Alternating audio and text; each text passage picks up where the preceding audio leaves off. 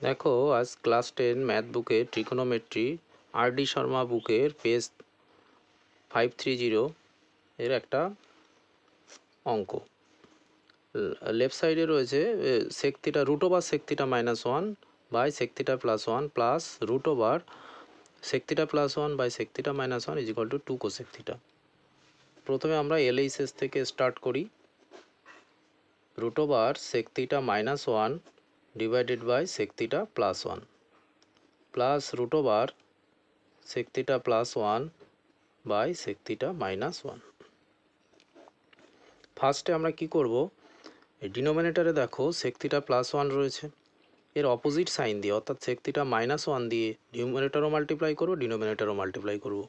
এখানেও সেমভাবে ডিনোমিনেটরে sec theta -1 রয়েছে, এর অপোজিট সাইন দিয়ে অর্থাৎ sec theta +1 দিয়ে নিউমারেটর আর ডিনোমিনেটর বোথকে মাল্টিপ্লাই করব। তাহলে আমরা করি sec theta -1, এখানে রয়েছে sec theta +1, তাহলে sec theta -1 divided by sec theta +1 into sec theta -1। এখানেও সেমভাবে আমরা করি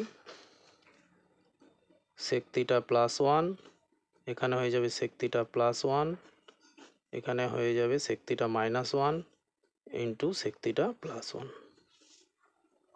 এইবার নিউমারেটরে কি থাকছে, sec theta -1 দুটো টার্ম রয়েছে, তাহলে এটাকে আমরা লিখতে পারি sec theta -1 হোল স্কোয়ার।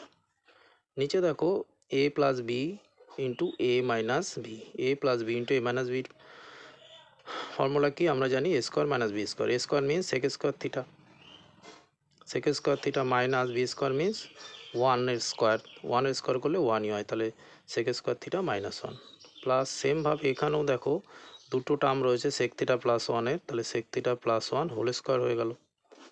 আর ডিনোমিনেটারে সেক এটাও এ আর বি, এ আর বি যদি আমরা লেট করে নিই তাহলে A plus B into A minus B square, তাহলে সেক স্কোয়ার থিটা -1। নিউমারেটারে সেক থিটা -1 হোল স্কোয়ার লিখলাম, আর সেক স্কোয়ার থিটা -1 কি জানি আমরা, সেক স্কোয়ার থিটা -1 ফর্মুলা থেকে ট্যান স্কোয়ার থিটা, তাহলে এইটার জায়গায় আমরা লিখতে পারি ট্যান স্কোয়ার থিটা প্লাস উপরে সেক থিটা +1 হোল স্কোয়ার রয়েছে, আর এটার জায়গায় আমরা লিখতে পারি ট্যান স্কোয়ার থিটা। এবার যদি আমরা রুট তুলে দিই তাহলে স্কোয়ার আর রুট ক্যান্সেল হয়ে যায়, ক্যান্সেল হয়ে কি থাকে, সেক থিটা -1 থাকে। এখানেও ট্যান স্কোয়ার থিটার স্কোয়ার আর রুট ক্যান্সেলে অনলি ট্যান থিটা থাকে। এখানেও সেমভাবে সেক থিটা +1 থাকে, আর এখানে অনলি ট্যান থিটা থাকে।